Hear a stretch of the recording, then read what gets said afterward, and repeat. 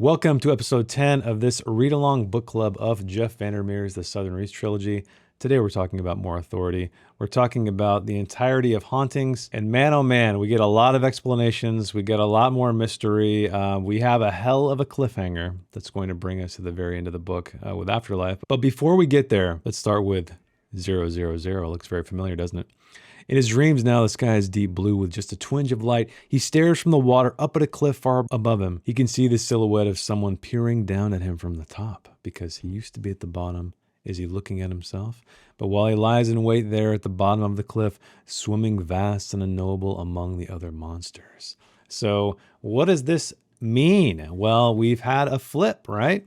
At the very beginning of this book, we had Control hanging or tottering at the very top of this cliff, ready to fall off into the crazy depths where these giant leviathans, I think that's redundant, these leviathans exist. And now he's in the bottom, looking up. Because at the beginning of the story, he was peering into the abyss. Now he is in the abyss, looking right up. Which brings us to chapter 20, Second Recovery.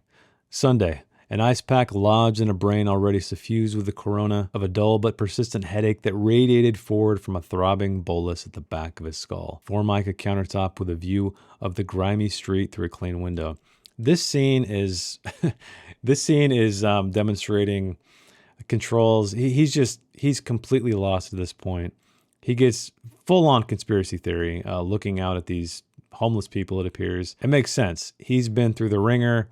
We know that hypnosis is real. He's been conditioned at Central. And I also love the scene where he's fighting through his hypnosis. But let us move on. A woman repeated orders behind him while he tried to spread out across the counter so none of the customers in line could join him. So he's at this coffee shop. The voice, a weak but persistent drumbeat from centuries ago. Is your house in order? Etc., etc. Control hadn't changed his clothes or showered in 2 days. This is a strange thing to note right here, right? It had rained from the previous afternoon, which had left large puddles full of tiny brown shrimp-like things. Now, I'm not from Florida. If you're from Florida, let me know. What the hell does that mean? Or is that some more Area X business? But when he was a teenager, the coffee shop had been a retro soda joint. So we've noticed here that Control has seen things throughout the story, much like the biologist did, and it kind of takes him back to his childhood. I don't find them particularly necessary for the narrative or really necessary for him to develop as a character, but it is kind of a cool peek into his past. Through the window, waiting for the phone call he knew would come, Control dissected the daily terroir playing out across the street. So Whitby is full on in his mind. This is when he sees two skateboarders so preternaturally lean. Interesting word there, right? They reminded him of malnourished greyhounds. That's very specific. They'd been joined also by a woman he definitely had seen before. And this is when he's starting to think that, hey, these are plants from Central. They're spying on me. Or idle strange thought, she was some decommissioned officer of the S&S Brigade, meaning the Seance and Science Brigade, which we also learn more about later in this sequence of chapters. He notes that she talks in an animated way to the skateboarders, a bit too manic, but why? And then a fat black man in a gray plastic bag, trench coat too hot for Headley in any season, popped up like a stage prop from behind a large garbage can. So there's a scene unfolding before him. Really, it's a bunch of kids, or two skateboarders, some crazy lady, and a hobo, it seems like. And that's really it, but he's looking far, far too deeply into it. Although they'd accosted a few customers from the coffee shop, even come up close to the glass on the side of the street, which made Control wonder if he had become a wraith or if they were enacting a ritual meant for an audience of one. This is not the thought processes of a man in his right state of mind. Central rarely employed amateurs. Is there something in the corner of your eye that you cannot get out? Or were there conspiracies even in buying dog food, begging money for a drink? So yeah, he's losing it. He's thinking all of these people. Now they may be. So we were talking briefly about it on the Discord server, that maybe Central or Area X is just affecting the entire town. I talked about it earlier as well, but to me, and I could be completely wrong, I feel like this is just demonstrating a man who has lost his mind. First thing Saturday morning, Control had called the voice from his house. This part's great. He had placed an electronic bullhorn rigged with a timer on one side of the desk, set the timer, and he drank a lot of whiskey because he is preparing to snap himself out of this thing. Is your house in order? The voice asked, a sluggish quality to the voice. Control launched into a shouting string of obscenities of the most vile kind. Enough, the voice says. The bullhorn went off. He read the words on the orange sheet of paper, checked off the first line. Enough! Repeat, repeat, repeat. Checked off the second line, the voice all muttering glottal. Glottal? I learned what that was. That was a weird word. And then, here's a joke for you, Control said. What's the difference between a magician and a spy? And then he hung up. So this made me laugh out loud, picturing this in my mind. But this is his plan to snap himself out of hypnosis. He's jotting down the key phrases. He's literally blasting his mind with a bullhorn to snap him out of it. But then we get further explanation here. He had reviewed the surveillance of his Wednesday and Thursday conversations with the voice on Friday night after a vigorous jog. Control had seen the voice execute hypnotic commands, as we know. He brings up Whitby, and the voice replies with, Whitby's never mattered, but then later backtracked and expressed interest in him finding Whitby's strange room. Had the voice even told Control to go by Control at the agency? So he's losing it. He's second guessing, like, hey, maybe I didn't want them of my own free will to call me Control, my nickname as a kid. Maybe it was the voice doing it. But the voice, while Control languished under hypnosis, had a sharpness and focus not as present otherwise, and a kind of casual perversity, telling Control she wanted a joke to the end of their next phone call, one with a punchline. He also had been serving as a living tape recorder for the voice. So completely out of control. In poor control, he'd been on an expedition sent into the Southern Reach, and just like the expeditions into Area X, not told the truth, which we definitely established in the first book. And so that's the entire journey. And again, that's why these two books in parallel work so well together. And it's one of my favorite, it is my favorite trilogy, because he's taking the same exact concepts and applying them to a different setting, but still creating a unique story. And here are the notes right here that Control made. Control, you are being subjected to hypnotic suggestion by the voice. Check this line and scream obscenities. Move down one line, which we experienced. And rinse and repeat, brought out of it by the bullhorn, all of the phrases he'd found in the director's desk. So these are very common hypnotic cues. Overload the system. That's what he was trying to do, just like the scientists were trying to do with the boarder and the rabbits. And of course, he had been betrayed. But the cure for his discoveries, for not having to think about them, had been a kind of self-annihilation. And he goes out, has some whiskey, has some moonshine. He is really going on a bender. And he went to another bar, already drunk, finds a woman he had known in high school, close enough that Control felt somehow like he was being disrespectful to the biologist, that the overlay of the ghost was disrupting his impression of Ghostbird. So that's one interesting thing as well to note, is we learned a little bit more about how he's emotionally attached to the biologist. So it wasn't for him just a job. It didn't seem to be. Now, it makes you wonder, is it an attraction of some kind? Does he see the biologist in himself? And that's why they have this connection, because they're both alienated, really, you know, in both their different settings. She in Area X and of course him in the Southern Reach. And so they had this kind of shared experience, I guess. Then he had spun onto a stool in a biker bar, winding up next to the assistant director. Really? Or is he hallucinating? The file is empty. There's nothing on her. On who? But halfway through, he realized that it couldn't really be Grace, and that the words might not even be coming out of his mouth. So she tells him off, and time for another drink somewhere else. Is there something in the corner of your eye that you cannot get out? I can help you get it out. So here he admits that the woman in the uniform was probably a drug addict and definitely homeless or a squatter. You used amateurs for surveillance when the target was, quote unquote, in the family, which Control is. So I don't know. Is this true? Is it paranoia? Let me know in the comments. Who calls him? Well, his mother does, and he had been expecting it. I understand you've been behaving badly, she said. Hello to you too, mother. Are you rough right now? You sound rough. I'm fine. I have complete control of my faculties. Then why do you seem to have lost your mind? I've already thrown the phone away, mother, so don't think about reinstating the voice. We can always get you another one. Quick question, Ma. If you were to send someone on an expedition into somewhere dangerous, let's say into the Southern Reach, how would you keep them calm and on track? The usual things, really, John, although I'm not sure I like your tone. The usual things, like hypnosis maybe, backed up by conditioning beforehand at Central. It might have come into play, yes, but only with strict rules and safeguards. The subject might have preferred to have had the choice. The subject might not have had the intel on perspective to be involved in that decision.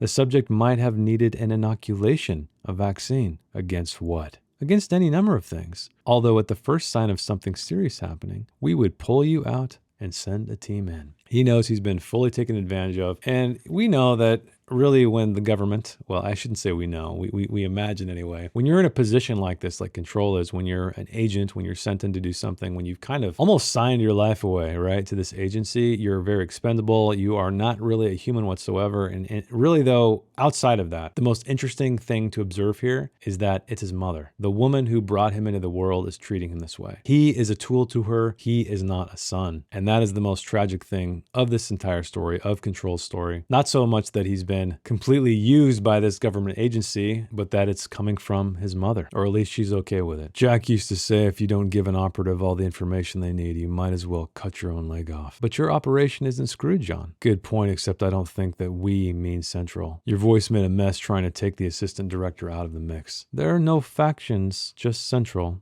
The voice is under a lot of stress, John. Even more now. We all are. The hell there aren't factions. You won't believe me, John, but I've done you a favor placing you at the Southern Reach. A lot of people would have killed for that position. So these are not the words you're hoping your mother is going to tell you in a situation like this. Are you there, John? Where else would he be? For a long time now, Control had suspected his mother had taken someone else under her wing as a protege. And now he was trying to visualize the perfectly groomed protege walking in and taking over the Southern Reach for him. But I was mostly calling for an update to see if you think you're making progress. You know exactly how it's going. True, but I haven't heard your side. My side is that I've been dropped into a pit of snakes with a blindfold and my hands tied behind my back. That's just a bit dramatic, don't you think? Not as dramatic as whatever you did to me at Central. I've got missing hours, maybe a missing day. Nothing much. Prepared you, stiffened your resolve, that's all. Made you see some things more clearly and others less so. Like introduce fake memories or no. That kind of thing would make you such an expensive model that no one here could afford you. Are you lying to me? You'd better hope not, because I'm all you've got now. By your own actions. I can see you, Mother. I can see your reflection in the glass. You're right around the corner watching, aren't you? It's not just your proxies. You're in town too. Yes, John. That's why there's that kind of tinny echo. That's why my words seem to be falling on deaf ears. Because you're hearing them twice. I'm interrupting myself, apparently. Can I trust you? Of course you can, John. You can't trust how I'll get somewhere. But you have to trust I know where I'm going. Tell me who the voice was. Lowry. God's honest truth, John. Lowry was the voice. Son of a bitch. Indeed. So who is the voice? It's this madman who was already been over the border into Area X, probably driven completely crazy. We learn later in the sequence of chapters that they viewed him as a hero, so he got all this grace. He wasn't questioned because again, he was the guy who returned. Okay, well, okay. Go ahead and check the seats for change, John. Grandpa Jack is back in his mind. There had come a sharp rapping at the window. It was his mother leaning over to look in the window. So we're back in the past. The gun suddenly vanished. A sense of menace radiated out from his mother that he had never seen in such a concentrated form before. And this is interesting because she's not into it. She's very much threatened by the fact that his grandpa allowed him to hold this gun when in fact she is kind of a twisted individual now. So it's cool to see her humanity here as a mother, as a parent, which makes you wonder how she became the person she is today. Not this way, not this way. You can't force him into it. She walked back to the car to collect him and Grandpa got in and drove off slowly. What the hell were you thinking, John? What the hell were you thinking? Don't touch guns, John. And don't do every stupid thing your grandpa tells you to do. The irony in that statement, he wasn't sure he knew the difference anymore between what he was meant to find and what he dug up on his own. A tower could become a pit, which is the anomaly, the topographical anomaly. When he got home Sunday night, he checked his recording of the conversation with his mother, felt an overload of relief when there were no gaps. So he is clean, just like the biologist when she sniffed up those spores and was cured. Only Lauer had enough experience of the Southern Reach and Area X to be of use. I knew there might be some things you'd tell him you wouldn't tell me. We knew it might be better if you didn't know. Some of the things we needed you to do. Is there anything you're hiding from me? No, she said. The mission is still the same. Focus on the biologist and the missing director. Dig through the notes, stabilize the Southern Reach, find out what has been going on that we don't know about. Part of me wonders if this is just an insane game. I don't know. He had noticed the director's cell phone by the landline. In its case, it still looked like a large black beetle. He gets up and tosses the phone deep into the gloom of the backyard. Which brings us to chapter 21, repeating, when Monday morning arrived, Control didn't go into Southern Reach right away. Instead, he took a trip to the director's house. And here he almost thinks about abandoning everything. There was also an impulse, once he was on his way, not to return to the Southern Reach, to bypass the director's house too, and detour onto a rural road, take it over to his father's house, some 50 miles west. But he resisted it. He can't give up his duty, even though he's in this state. Bleekersville is where he's going, and there's only about 20,000 people who live there. He picks the lock, but he senses he's being watched at this house. Control smiled and waved. In some other universe, Control fled, abandoning his mission, but not in this one. When he sees this young girl, no one had been here in months, but there was a kind of swirling movement to the air. So it's completely empty, but there are signs of disturbances. This whole scene is really cool because it's so atmospheric, and I guess there are things that are revealed, but you keep waiting for that jump scare that never happens. Why had the director lived here? With her pay grade, she could have done much better. No one had lived here for over a year. No one except Central had come in. The director had left this clutter the day she'd gone in her house and driven to the Southern Reach to lead the 12th expedition. So what's cool about that is it's like a timestamp. It's like a time capsule. So he's looking at her house. He's seeing all the dishes and the food and the silverware and stuff like that, and placing himself in the time that day she left to go on that final expedition. And so he's almost like imagining her ghost here and what she did, what she was thinking. And I think that really aids the atmosphere because it's not necessarily the house that's telling him the story. It's how she left it. That tells so much about her. But the living room carpet showed signs of boot prints as well as tracked in leaves and dirt. He notes there were a lot of doors for such a small house, as if the director or Central had been trying to contain something, or almost as if he were traveling between different compartments of the director's brain. Interesting way to think about it. And finally, he goes in this one door, entering with a hand on Grandpa in the holster. Chairs were stacked atop the dressers. An armoire. Goes in with his flashlight, and what does he find? Revealing all too familiar words beneath a high horizontal window that let in a stagnant light. Where lies the strangling fruit that came from the hand of the sinner? I shall bring forth the seeds of the dead. Written in thick dark marker, the same wall of text with the same map beside it. Now 100 controls were running from the room and back to the car, and 100 pocket universes based on the conversation of these parallel universes with Whitby. So this is the beauty of Jeff Vandermeer's characterization, his writing.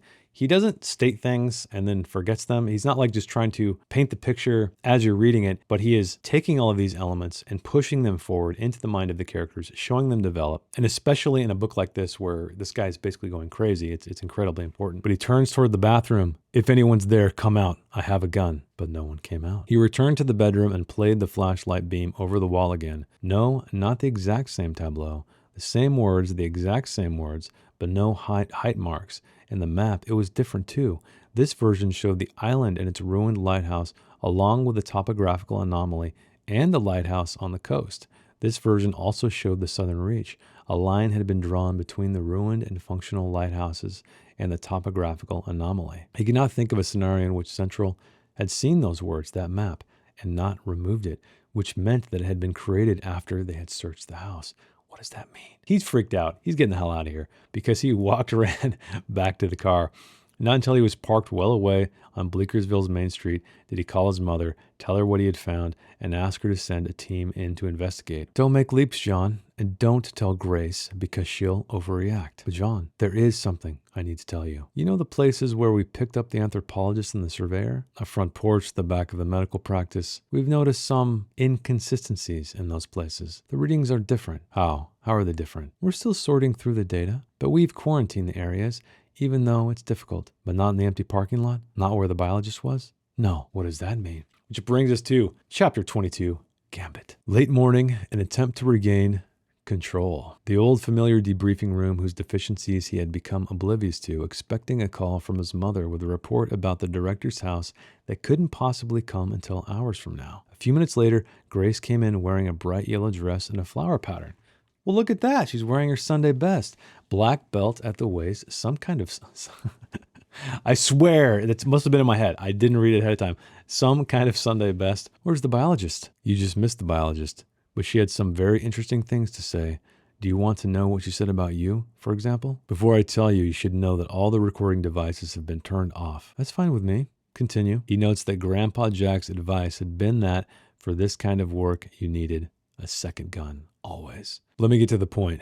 Before the final 11th expedition, the director crossed over the border secretly by herself. Did you know about this in advance? Because this is what the biologist says the director told her. Interesting. What else did the biologist tell you? That the director gave you instructions to wait at the border every night for a week on very specific dates about 3 weeks after she snuck across to help her with her return. What are you trying to prove exactly? Really? That's your reaction? Because both of those accusations would be enough to file an addendum to the report with Central. What do you want? Not what you think, Grace. I'm not out to get the director. I want to understand her, that's all. We also note that there was a brief statement from the director that appeared to have been written by a lawyer, although I meant to act in the best interest of the Southern Reach.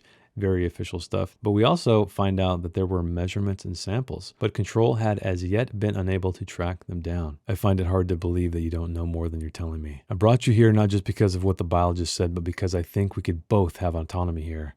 That we could run the agency in a way that means your position remains unchanged. How gracious of you, Grace said. The schoolboy is offering to share the power with a teacher. Anything the director did, she did because she believed it was important. Yes, but what did she do? What was she up to? Remember, none of this is on the record. So shit is hitting the fan with these two. You have to understand the director's position. The first expedition had set the tone within the organization, even though the original director, by the time Cynthia got here, was trying to change that. Cynthia, first name basis. We know names are very important in this book. The personnel here felt that the first expedition failed because the Southern Reach did not know what it was doing, clearly. And Lowry's presence here at the agency, from my understanding, only made that worse. He was a living ghost, a reminder held up as a hero when he had just been a survivor. So his advice was given more weight, even when it went wrong. This is explaining everything. Lowry made it over. They viewed him as a hero, even though Grace is like, he's just a survivor. So they allowed him to do all kinds of crazy stuff, have poor judgment, start running things in a certain way that didn't really make sense. But the guilt of it, I don't know. The delusion of it, probably. Lowry pushed for more expeditions, even though the director wanted fewer. So he kept sending people in, throwing them up against a complete unknown. That's the entire point of this whole thing. And that's why some people out there are a little upset about how competent these people are, but when you know it's coming from a crazy man and he's not having any checks and balances in place, that's exactly what you get. I don't know why people above him didn't eventually put a halt to this thing. Maybe he convinced them in some way. We don't have any of that information. I don't know if we ever will. Lowry could grudgingly have his expeditions. The conditioning and hypnosis he championed, although over time she came to understand why Lowry pushed the hypnosis. What else did she do? She became obsessed with making it react. She felt that if she could make Area X react, then she would somehow throw it off course. So she went across the border to make Area X react. I will tell you my belief based on what she said to me after she came back. It wasn't the reaction she wanted, Control said. No, it was not. And she blamed herself, which is why she forced herself onto the 12th expedition. Yes, which is why her methods had become suspect. I would not agree with that assessment, but yes, others would say that. Why did Central let her go on the 12th expedition? For the same reason they reprimanded her after she went across by herself, but did not fire her, which was, ask your mother. Your mother had a hand in both things, I believe. Boom! What is that? Oh, man. Control's mom. She is the instigator. She is the puppet master. But what does she want? What does she truly want? I hope we find out in the last chapter, or at least maybe the next book. What did they care if she never came back? Maybe some of them at Central even thought it solved the problem. His mother had placed him in the Southern Reach in the middle of it all. She had worked for the Southern Reach briefly when he was a teenager. He was trying to make the dates sync up to get a sense of who had been at the Southern Reach and who had not. Did her sudden appearance to him with a job offer correspond to knowing she had some kind of emergency on her hands? Or was it part of a more intricate plan? What happened on her trip across the border? She never told me. Did she give you any special instructions before she went on leave or after she came back? Cynthia asked me to reopen an investigation into the so-called S&S Brigade and to assign someone to report in more detail on the lighthouse. And who did the research? Whitby. What happened to this research? Cynthia held on to it, asked for a hard copy, and for the electronic copies not to be entered into the record. Is there anything else you want to tell me? Do you smoke? Sometimes. Then let's go out to the courtyard and have a smoke. This is them connecting, right? They're finding out how to use each other a little bit, or at least to find common ground. They reconvened out at the edge of the courtyard nearest the swamp. She offered him a cigarette. Take one. Do you like the swamp? I like the quiet out here sometimes. It can be peaceful. If I stand with my back to the building, I can pretend it isn't there. What would you do if the director came back and she was like the anthropologist or the surveyor? She won't. How can you be so sure? I have to tell you something, Grace said. It will be a shock, but I don't mean it to be that way. Here's what you should know. Central took the biologist away late Friday evening. She's been gone the whole weekend, so you must have been talking to a ghost, because I know you would not lie to me, John. You wouldn't lie to me, would you? What is going on? Missing days, lost time, crazy, crazy mental stuff. Control wondered if the woman in the military jacket was back in front of the liquor store. Here he is again, being crazy. No, he had not talked to the biologist that morning. He would have pushed her file over to her and said, "This is everything we know about you." Afterwards, she might become a different person than he knew. He might be letting Area X farther into this world in some odd way. He might be betraying his mother. So even though his mom is like this, he is still loyal to her. "You had her sent away," said so quietly that Grace asked him to repeat it. "You had formed too much of an attachment. You were losing your perspective." He took a long drag on the cigarette, stared out at the god-awful swamp. "You were getting too close to her in too short a time." What would have come next, John? A birthday party? A conga line?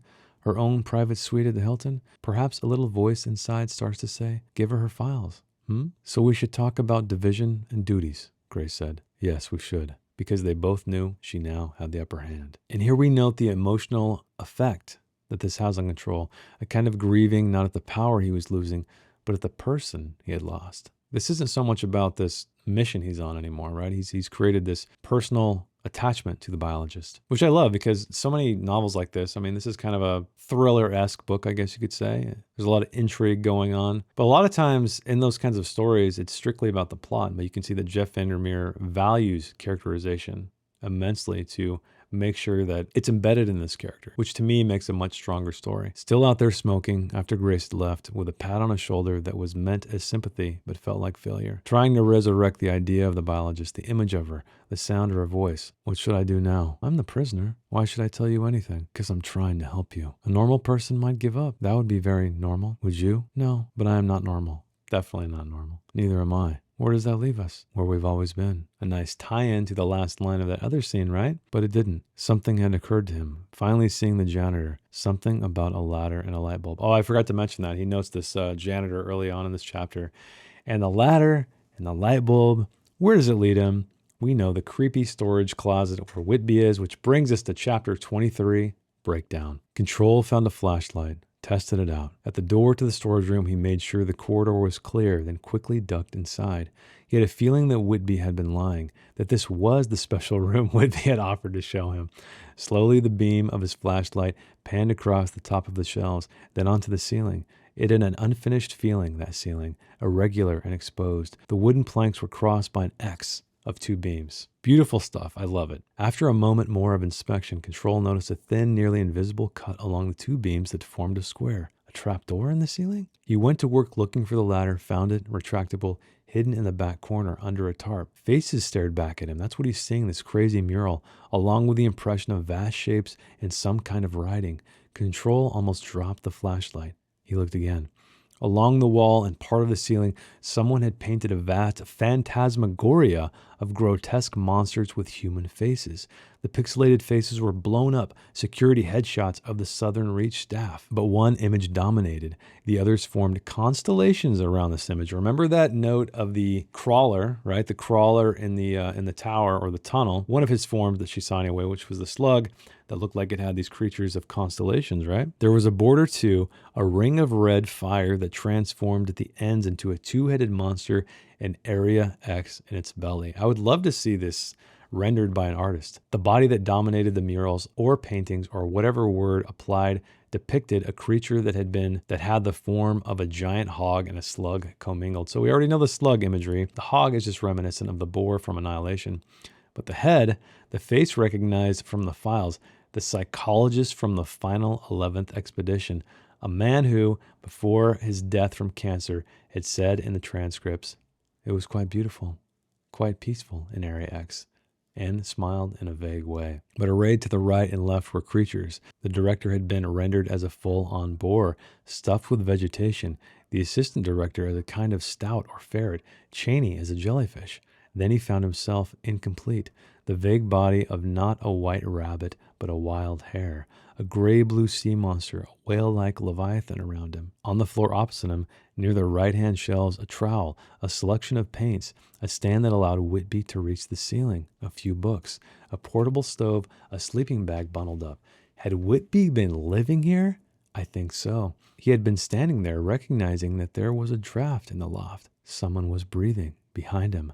Someone was breathing on his neck. Then saw with alarm a large, pale, watery blue eye that existed against a backdrop of darkness or dark rags shot through with pale flesh and which resolved into Whitby. Breathing in shallow, sharp bursts, staring out, like something incubating there on the shelf. This is such a cool sequence. I love this. This was very horrific, very creepy, executed in a fantastic way. And we're still in an office building. Let me remind you that we're still in an office building. Whitby continued to say nothing, and Control, terrified, somehow knew that there was a danger in speaking. Whitby's hand came to rest on the back of his hand, petting Control's head. He reached the trapdoor, lowered himself legs first onto the space. He's like, I'm getting the hell out of here. I don't even need to say a thing. After about 50 steps, Control realized that Whitby had been up in the space without using the ladder. Spider-Man! In the parking lot, Control bumped into a jovial apparition who said, "You look like you've seen a ghost." Well, it's the high ceilings, isn't it? Makes you see things that aren't there. Makes the things you don't see look like other things. A bird can be a bat can be a piece of floating plastic bag. Way of the world to see things as other things. Bird leaves, bat birds, shadows made of lights, sounds that are incidental but seem more significant, never going to seem any different wherever you go. That sounds like some Matthew McConaughey talk from True Detective Season 1. Then starting the engine and releasing past the security gate, Control was mercifully free of the southern reach and found himself down by the Headley Pier. Where he wound up was little better than a dive bar. Control ordered a whiskey neat once the bartender had finished being hit on by a good old boy. So he's trying to take his mind off all of this with this conversation, because he knew if he went home, he'd start thinking about Whitby the deranged. Before leaving the southern reach for Headley, he had taken a closer look at Whitby's document on the terroir, found that when you did that, trained an eye that did not skim, it began to fall apart. The madness is revealing itself, or maybe it's the lack of hypnosis. It was at a section where Whitby described the border as invisible skin, and those who tried to pass through it without using the door trapped forever in a vast stretch of otherwhere hundreds of miles wide. And then there was Lowry. He'd asked Cheney about Lowry. Well, he's damaged, saw things that none of us will hopefully ever see.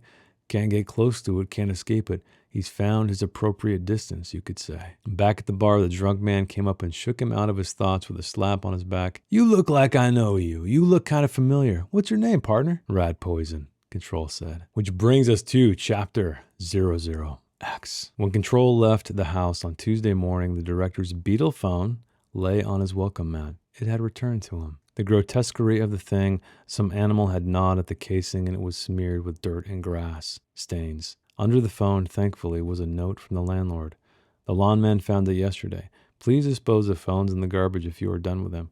Whew. He was worried that maybe something from Area X, the biologist, or who knows what, maybe the psychologist, came and returned the phone to him, his mother. Control's recollection of Whitby on the rack, stuffed into a shelf, the disturbing art on the wall, took a slightly changed, more forgivable texture. He's starting to think of him as just a poor soul who's gone mad. Take Whitby out of the sinister file and place him under needs our help. Would Grace be resistant, though? Slough it off. Say something like, "Oh, that Whitby."